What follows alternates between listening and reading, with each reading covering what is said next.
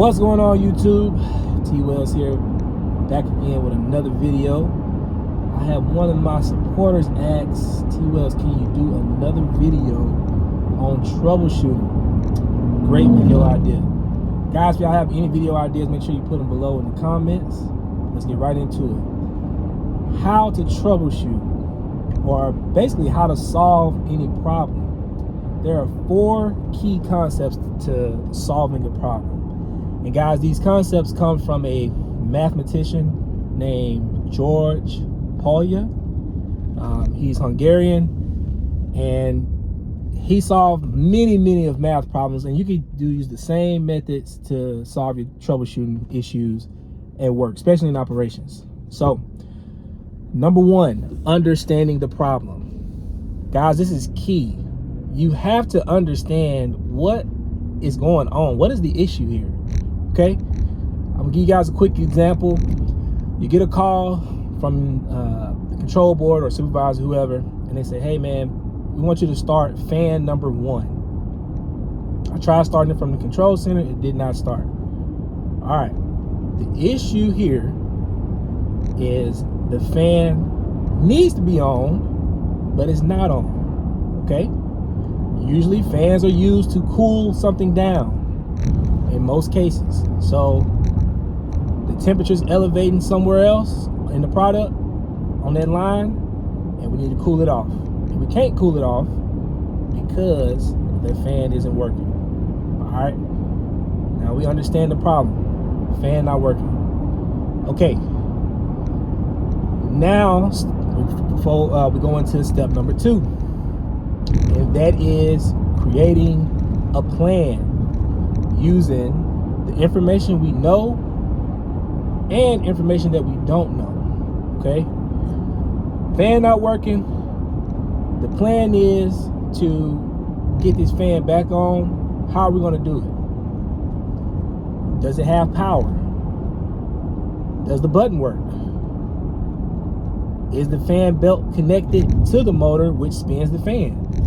You know, it could be a whole bunch of different things. Is there a permissive? There may be, hey, you have to meet a permissive to start the fan.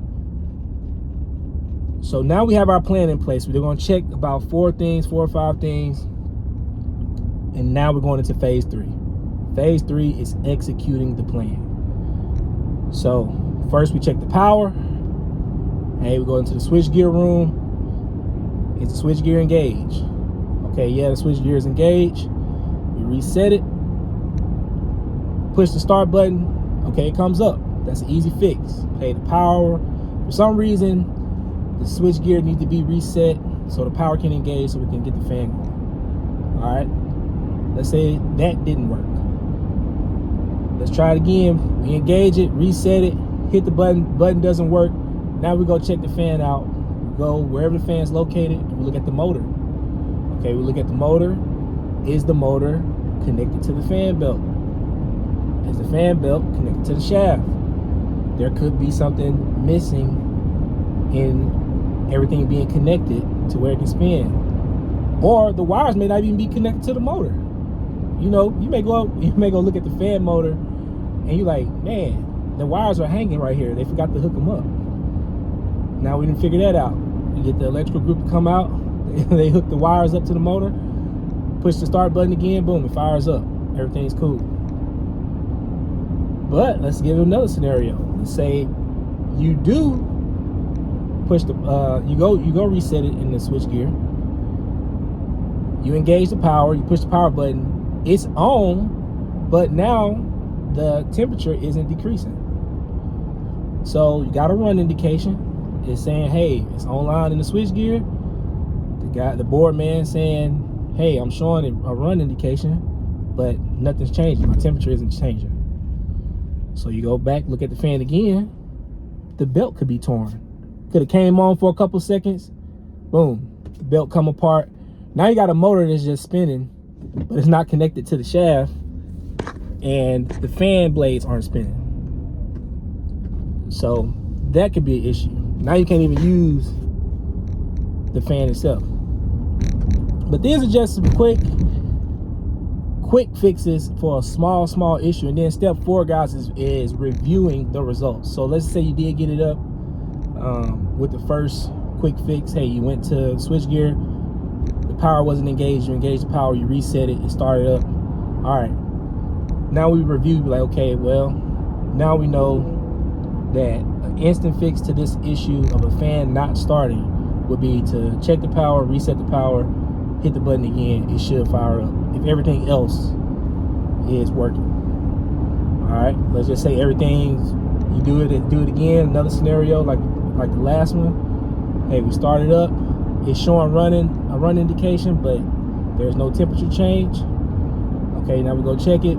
Hey, it could be something missing as far as the motor being connected to the actual fan shaft itself, or the belt could be broken. So that's another thing. You see that? Okay, hey, this belt's broken, we can't use this fan, we have to make other adjustments elsewhere. But this is just a quick, brief way of troubleshooting, and it's just a small issue, guys. And you can use this method for other pieces of equipment, even outside of work. If you just have any issue, if you follow the 4 steps: 1, understanding the problem; 2, creating a plan; 3, executing the plan; and 4, looking back and reviewing your results. These 4 steps, guys, can help you solve many problems. But it always starts with 1. Never forget 1. You have to understand the problem itself. You can't have a fan issue and you're going to look at a pump. You know, you're defeating the purpose here. You know, if that makes sense. It's the same thing if you were to take it outside of work and we're talking about money. And you wonder, hey, why I don't have any money? I keep spending I'm living paycheck to paycheck. Well, are you spending too much money? That could be the case. Or are you not making enough money? That could be the case too.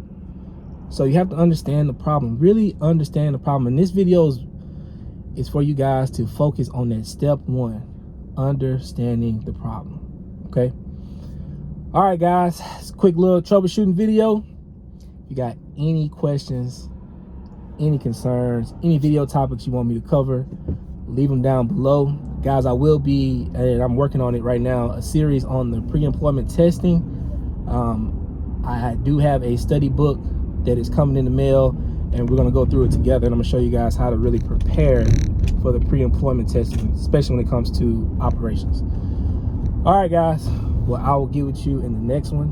Peace.